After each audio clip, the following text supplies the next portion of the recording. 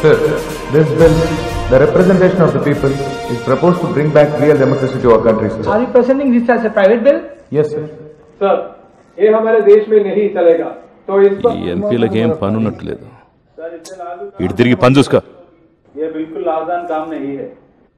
So we should at least take this up for discussion. फिलहाल ये bill हमारे agenda में नहीं है और चर्चा की जरूरत है. నేను ఊహించినట్టే జరిగింది. నేను ముందే చెప్పాను కదా సార్. సెంట్రల్ కేబినెట్ మీటింగ్ అయ్యే వరకు వెయిట్ చేద్దాం.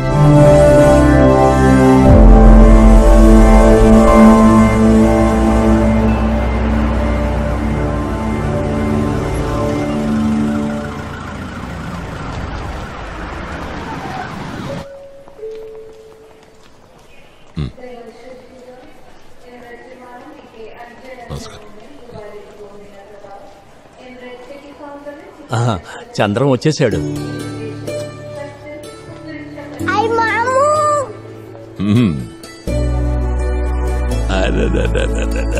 ఏరా బంగారం, ఎక్కడికి వెళుతున్నారు? చెక్ అయిందా? అయిపోయింది.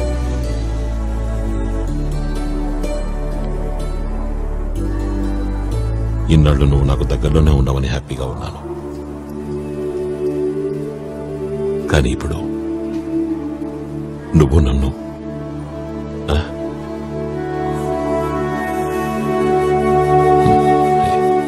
ఎప్పుడు కలుస్తాం? అక్కడికి వెళ్ళాక ఫోన్ చేయి.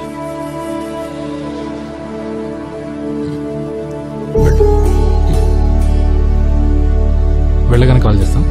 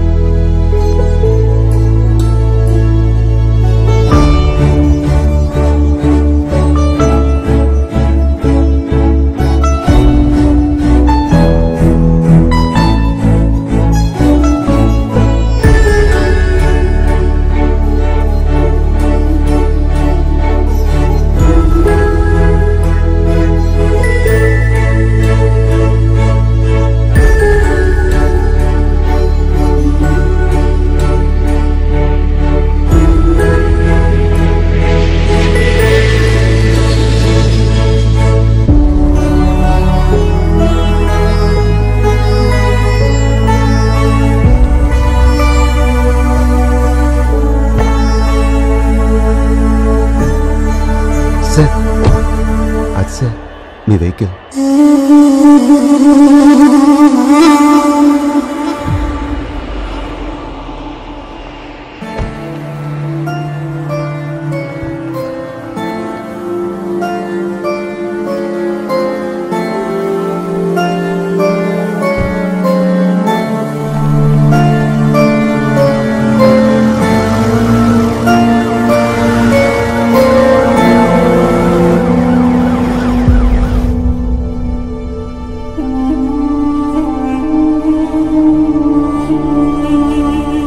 చంద్రం, జీవించున్నంతకాలం నేను నాన్నకి ఏమీ చేయలేదు. నాన్నకే కాదు, అమ్మకే అంతే. ఇప్పుడు వాళ్ళిద్దరూ లేనప్పుడు వాళ్ళ గురించి బాధపడడం గాని ప్రార్థించడం గాని వాళ్ళకి చెయ్యని వాటికి పరిహారం కాదు.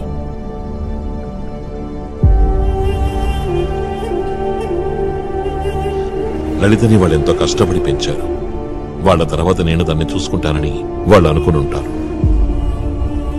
తన అవసరాలు తెలుసుకోవడం, తనతో టైం స్పెండ్ చేయడం లాంటివి కూడా నేను చేయలేకపోయాను. ఇప్పుడు బాధపడే ఉపయోగం లేదు. అలా ఏం కాదు. నువ్వు ఒక బాధ్యతాయుతమైన పదవిలో ఉన్నావు కాబట్టి ఇలాంటివన్నీ సహజం. నిజానికి లలితతో నువ్వు గడపాల్సిన సమయం సమాజంలో చాలా మంది మేలు కోసం ఉపయోగించావు. ఆ మంచి పనులు చేయటం వల్ల వచ్చిన బ్లెస్సింగ్స్ లలిత మీదకే ప్రసరిస్తాయి.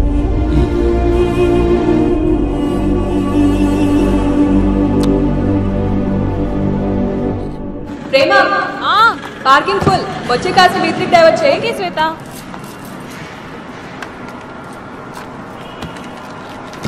Stop stop. Hey stop stop. Sir stop sir. Sir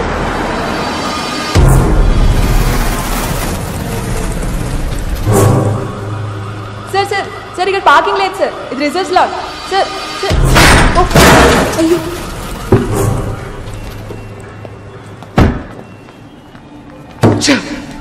కళ్ళు నెత్తి మీద పెట్టుకొని పనిచేస్తున్నావా? నేను చెప్పాను కదా సార్ ఇది రిజర్వ్డ్ అని, మీరే ఫోన్లో ఉన్నారు సార్. చాలు ఓవర్ స్మార్ట్ గా యాక్ట్ చేయదు. ఓకే మీరు కేర్లెస్గా డ్రైవ్ చేస్తే దాన్ని నేనేం చేయాలి సార్? నీ 6 నెలల శాలరీ ఇచ్చినా సరిపోది లైట్ ఫిక్స్ చేయడానికి. అసలు నీకు ఇదేం కారో తెలుసా? ఇదేం కారో నాకు తెలుసు, కానీ నువ్వెవరో నాకు తెలుసు.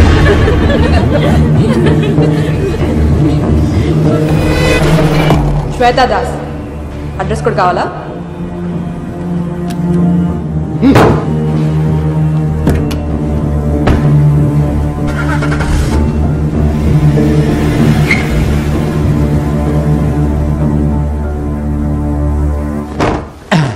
బ్రూస్లీ కటింగ్ లాంటివి నాకు తెలియదు.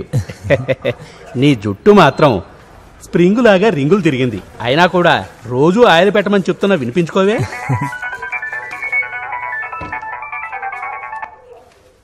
హలో నాన్న. సరే నాన్న.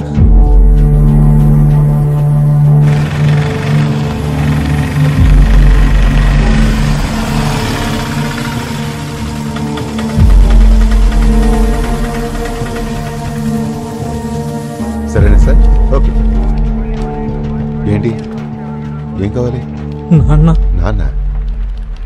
నాన్న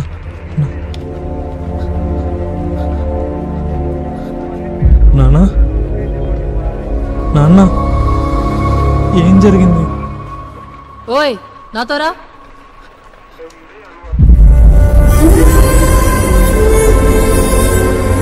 రా.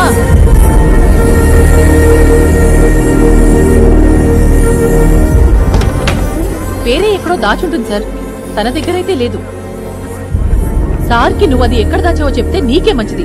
ఏంటి?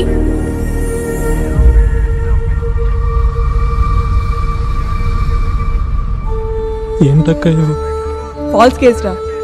వేరెవరిదో కార్లో బంగారం పోయిందంట. ఈరోజు ఉదయం పార్కింగ్ లాట్లో అతనితో గొడవ జరిగింది, దాని రిజల్ట్ ఇదంతా. నేను ఎంత చెప్పినా వీళ్ళు వినిపించుకోవట్లేదు.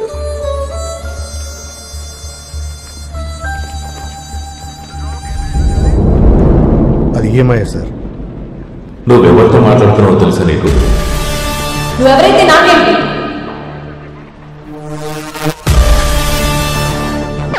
దొంగతనం చేశానని ఒప్పుకోవట్లేదు సార్.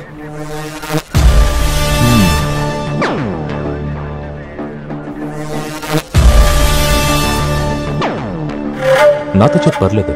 నేనేం తప్పు చేయలేదు సార్. ఏంటి, గట్టిగా చెప్పు. సార్, మా అమ్మాయి దొంగతనం చేయలేదు సార్. తనను చూసుకోవడానికి వచ్చే వారం మా ఇంటికి పెళ్లి వాళ్ళు వస్తున్నారు సార్.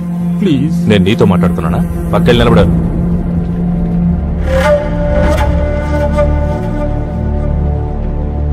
ఒక రోజంతా లోకప్లో ఉంచితే దిగిపోద్ది ఉన్న అహంకారం అంతా.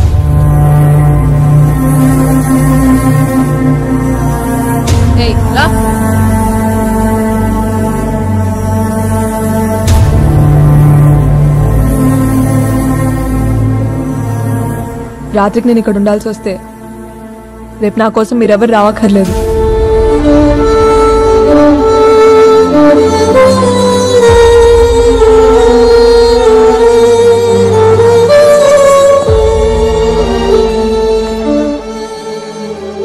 నాన్న ఇప్పుడు ఏం చేద్దానన్నా? నాకేం అర్థం కావట్లేదు.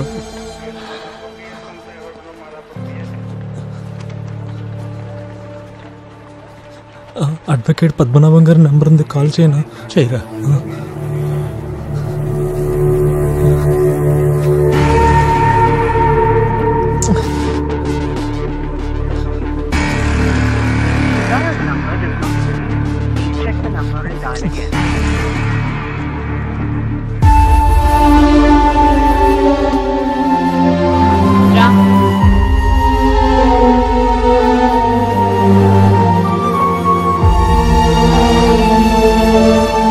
నడు ముందుకి.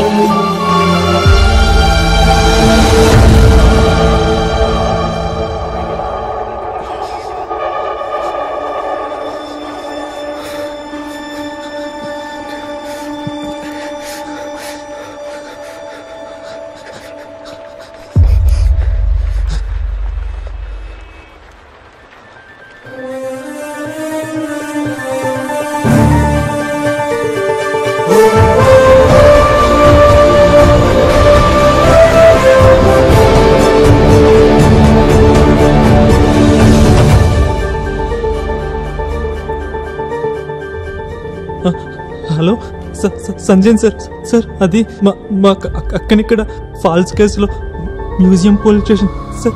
Hello hello hello sir.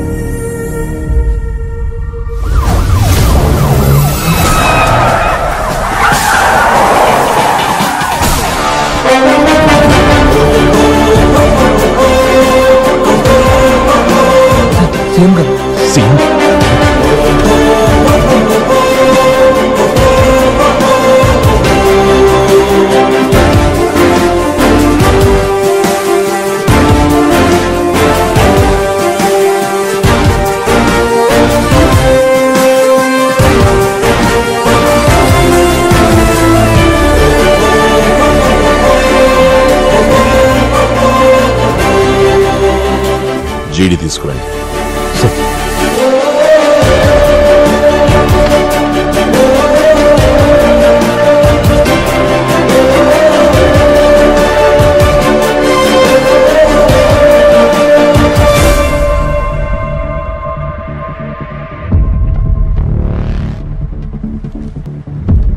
మీ అక్క పేరేంటి? శ్వేత. ఎక్కడ? పిలుస్తాను సార్. Bring here sir.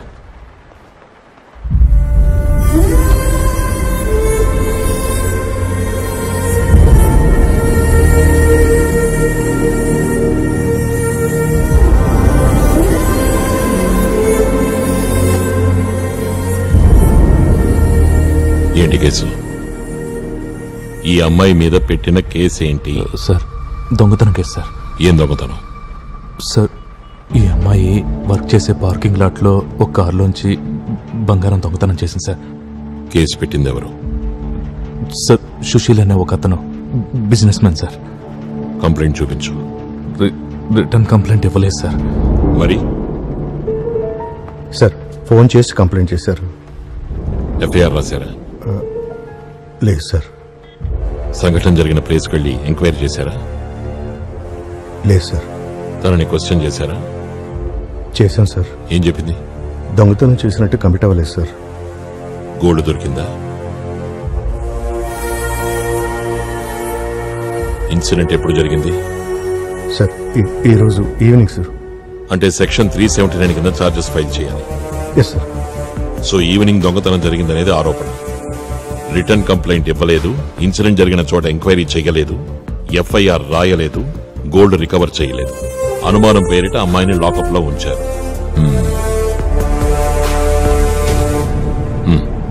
ఏంటి కమిషనర్, నీ కంట్రోల్లో ఉన్న స్టేషన్లో ఏం జరుగుతోందో నీకు తెలియదా? సాయంత్రం 5 గంటల తర్వాత స్త్రీలని లాకప్ లో ఉంచకూడదని, అత్యవసరమైతే ఇంటికి వెళ్లి ఎంక్వైరీ చేయాలనే ఉత్తర్వులున్న కాపీ మీ దగ్గర లేదా? లేదా? ఉంది సార్. ఆ ఉత్తర్వులను అమలుపరచాలన్న ఆలోచన మీకు ఎవరికీ లేదా? ఇప్పుడు చెప్పు, ఈ కేసు జెన్యూనా కాదా?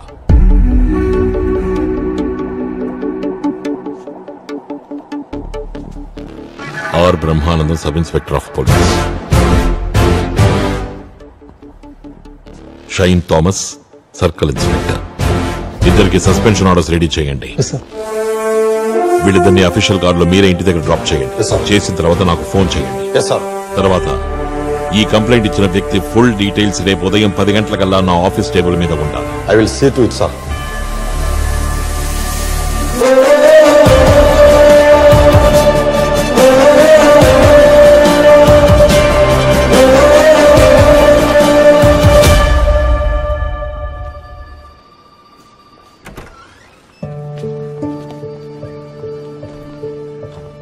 ఏంటిలా వచ్చావు? సార్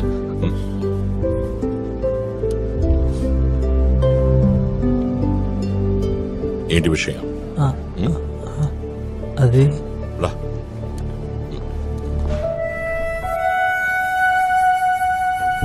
ఏంటో చెప్పు. నిన్న స్టేషన్ కనుక మీరు రాకపోయింటే మేమెవరం బతుకుండే వాళ్ళం కాదు సార్. దానికి ఎలా థ్యాంక్స్ చెప్పాలో తెలియట్లేదు. దానికి థ్యాంక్స్ చెప్పాల్సిన అవసరం లేదు. నేను నా జాబ్ ని సక్రమంగా చేశానంతే, అంతకుమించి ఇంకేం లేదు. అర్థమైంది? నాకు అవన్నీ తెలియదు సార్. నేను ఫోన్ చేయగానే మీరు వచ్చారు. ఏం చేసి ఈ రుణం తీర్చుకోవాలో తెలియట్లేదు. నేను చేయగలిగింది మీరు ఏం చెప్పినా చేస్తాను సార్. నువ్వేం ఫీల్ అవ్వకు, సరేనా? సార్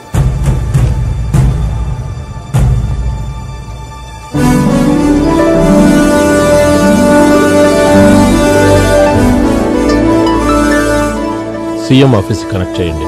ఈ బిల్ పార్లమెంట్ లో ప్రవేశపెట్టడం జరిగింది ముఖ్యమంత్రి కల్లూరి చంద్రం సూచనలతోనే. ఆ బిల్ ని అసెంబ్లీలో ప్రవేశపెడుతున్నారన్న వార్త ప్రజల్లో, ప్రతిపక్ష పార్టీల్లో తీవ్ర ప్రకంపన సృష్టిస్తోంది.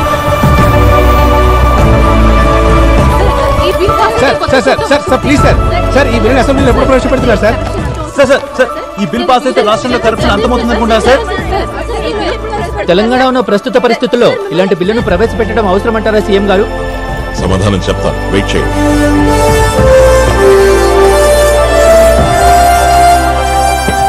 Hello sir. చెప్పు సార్, అందరూ కొంచెం హెజిటేటెడ్గా ఉన్నారు సార్. ఈ బిల్లు వెనుకున్నది మీరేనని ఎలాగో లీక్ అయిపోయింది సార్. ఒక విషయం తెలుసా మీకు? రహస్యం రహస్యంగా ఉండాలంటే మాక్సిమం ఆ విషయం ఇద్దరి మధ్యనే ఉండాలి. ఆ రోజు అక్కడ మనం ముగ్గురు ఉన్నాం.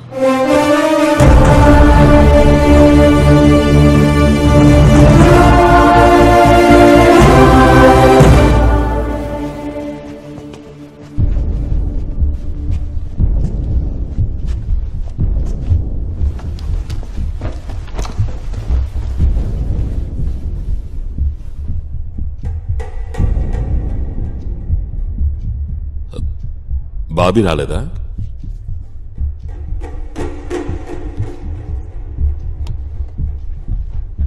నేను ఈరోజు అర్జెంట్ మీటింగ్ అని పిలిచింది. ఇంకేం మాట్లాడద్దు సీఎం, ఈరోజు మేం మాట్లాడతాం.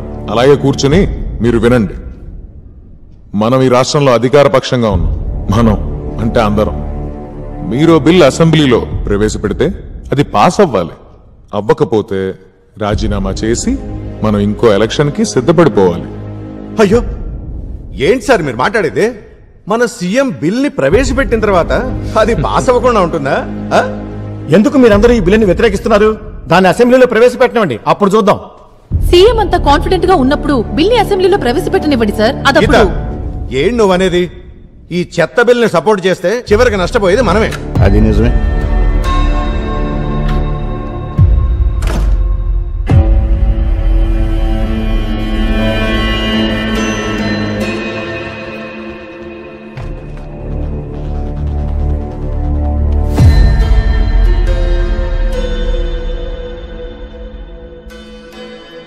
సీఎం, అధికారంలో ఉన్నంత మాత్రాన మీరేమనుకుంటే చేయడానికి కుదరదు.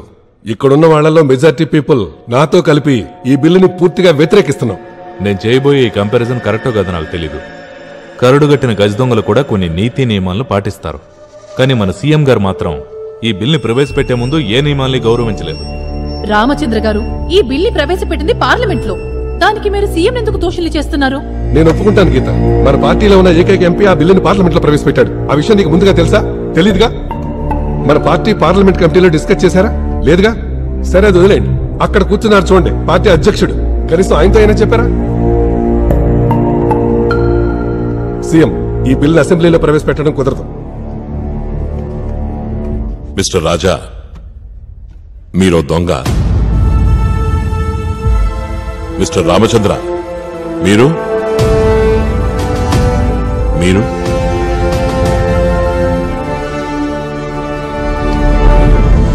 మీరందరూ మంచివాళ్లే అయితే మరి ఈ బిల్లు గురించి మీకెందుకు భయం? మీరు ప్రజలకు సేవ చేయండి. అప్పుడు వాళ్ళు 5 ఏళ్లు కాదు 50 ఏళ్లు మిమ్మల్ని ఎన్నుకుంటారు. వాళ్ళు మిమ్మల్ని నమ్ముతారు, ప్రేమిస్తారు, తోడుగా ఉంటారు. అది చరిత్ర. ఇక్కడ మాత్రమే కాదు, ప్రపంచంలో ఉన్న అన్ని ప్రజాస్వామిక దేశాల్లోనూ అంతే. ఈ బిల్లును అసెంబ్లీలో ప్రజెంట్ చేస్తాను. అది నా బాధ్యత. ముఖ్యమంత్రిగా నేను ప్రజల పక్షాన నిలబడ్డాం నా రెస్పాన్సిబిలిటీ.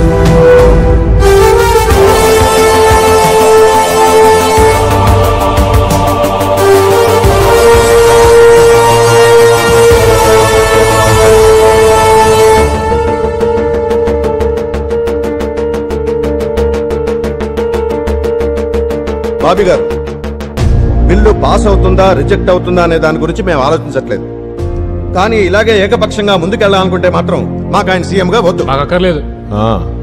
ఆ యోగ్యత ఉన్నవాళ్ళు వేరే ఇంకా ఉన్నారుగా. ఇంకా చాలా ఆపు, అలాంటి ఆశలేం పెట్టుకోవద్దు. అర్థమైందా? విషయం ఇలాంటి 4-5 కలిసి ఈయన్ని సీఎం గా కొనసాగించలేరు. ముఖ్యమంత్రిని ఎన్నుకోవడానికి కూడా ఒక ప్రజాస్వామ్య ప్రక్రియ ఉంటుంది. అర్థమైందా? బాబీ గారు, ఇక్కడున్న వాళ్ళలో మెజారిటీ ఎమ్మెల్యేల అభిప్రాయాన్ని సత్యనారాయణ ఎక్స్ప్రెస్ చేశాడు. మీరు సీఎం గా ఇంకా ఆయన పార్టీ ఏ తీర్మానం చేసినా నేను దానికి కట్టుబడి ఉంటాను. దానిలో ఎలాంటి మార్పు ఉండదు.